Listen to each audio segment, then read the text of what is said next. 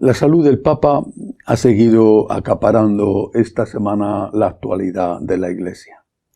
Afortunadamente, esa salud ha ido mejorando según ha repetido un día tras otro el comunicado del Vaticano, aunque no se ha producido ninguna intervención pública de los médicos. En esta semana no ha ocurrido ningún acontecimiento extraordinario que haya puesto en peligro, en mayor peligro, la vida del Papa, como había ocurrido la semana pasada, cuando, por ejemplo, hubo aquella acumulación de flemas que obligaron a extraérselo mediante un mecanismo apropiado.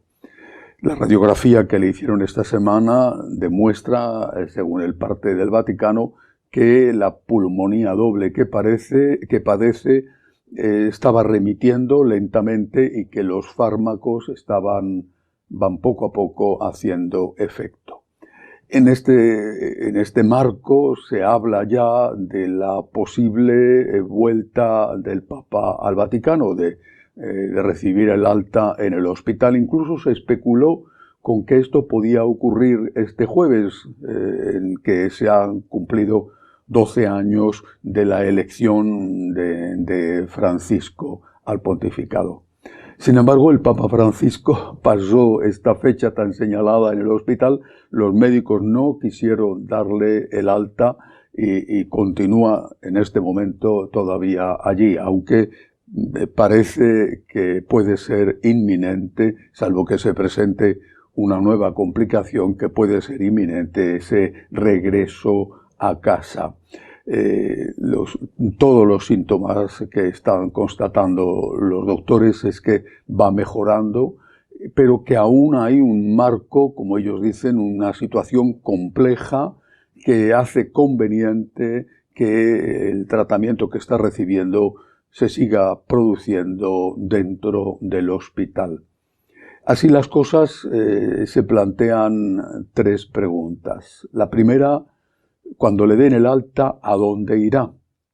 Un periódico italiano especuló y anunció incluso que en la casa de Santa Marta, que es donde reside el pontífice dentro del Vaticano, se estaban preparando ya las condiciones para acoger allí al Papa Francisco, que estaban preparando de alguna manera una medicalización no solamente del apartamento papal, sino de otros de los apartamentos cercanos al suyo.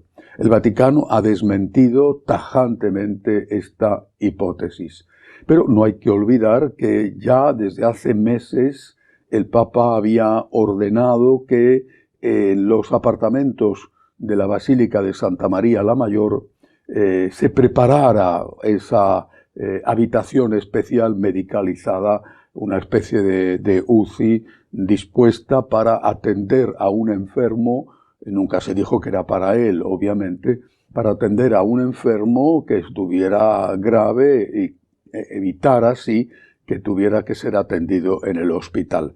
Además, también se sabe que el Papa, esto es público, ha decidido que cuando muera desea ser enterrado en la Basílica de Santa María la Mayor. Por lo tanto, parece probable que si cuando le den el alta aún necesita algún tipo de atención especial por parte de los médicos, no vaya a Santa Marta, sino que vaya a residir a ese apartamento medicalizado que está ya dispuesto desde hace tiempo en Santa María la Mayor. En todo caso, naturalmente, esto es una conjetura ligada a las condiciones que tenga el Santo Padre cuando reciba el alta en el hospital.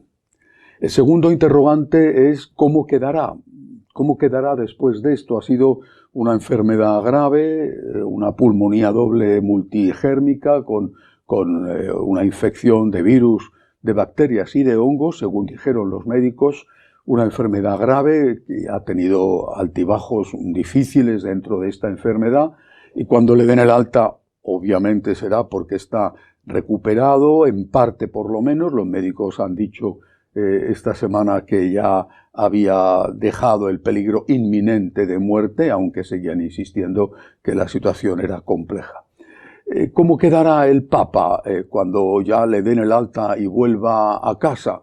Santa Marta o Santa María la Mayor. ¿Cómo quedará?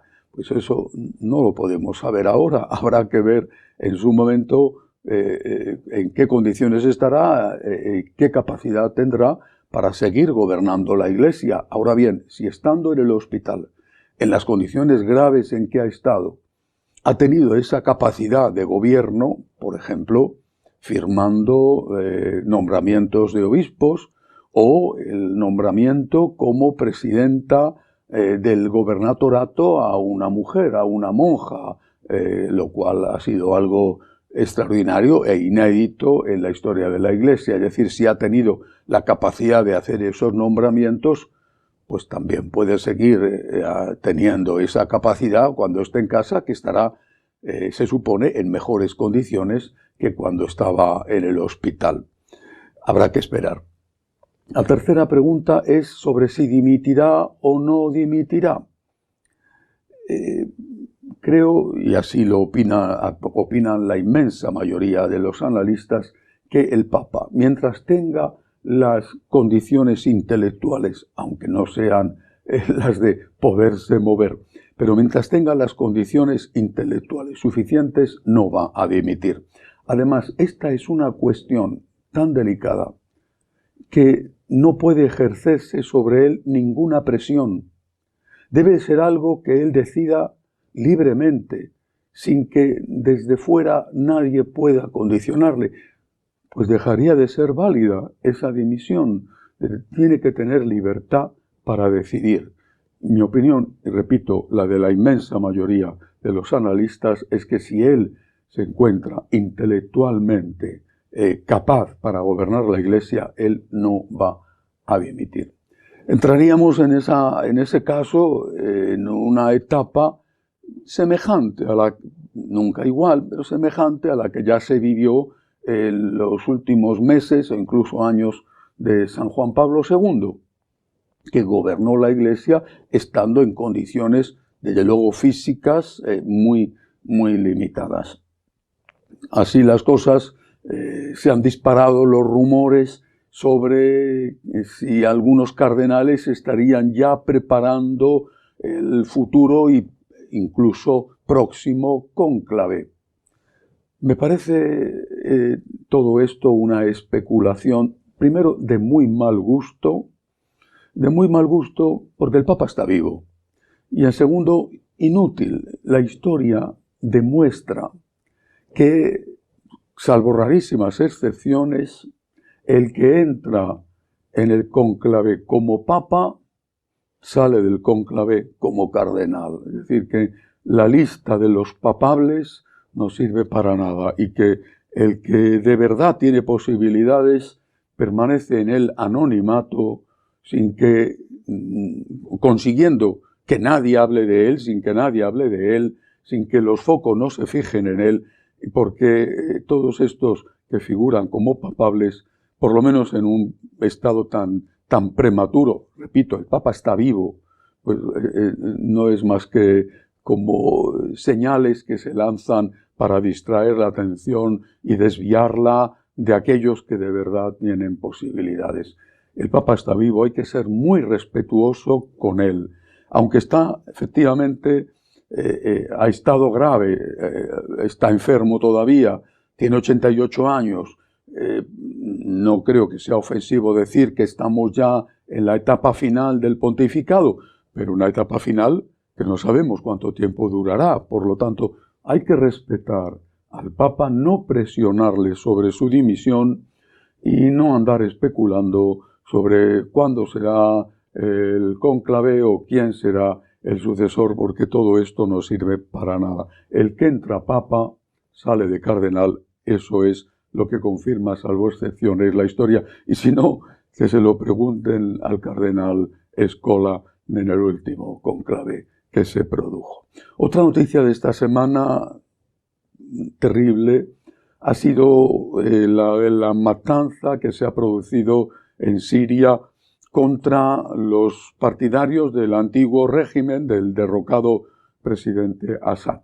En esa matanza, que ha sido cruel, han asesinado fríamente a familias enteras, incluidos los niños, han muerto también muchos cristianos.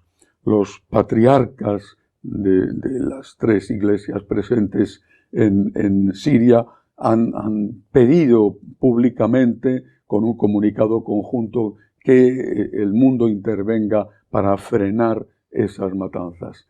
Me parece que de una forma especial debemos rezar por la paz en Tierra Santa, la paz en Siria, la paz en Ucrania, donde se están moviendo las cosas para intentar conseguir al menos una tregua. Y debemos rezar por la Iglesia, por el Papa y por su salud. En manos de Dios está Él, pero es que en manos de Dios estamos todos. Rezamos por la paz, por la Iglesia y por la salud del Papa. Hasta la semana que viene, si Dios quiere.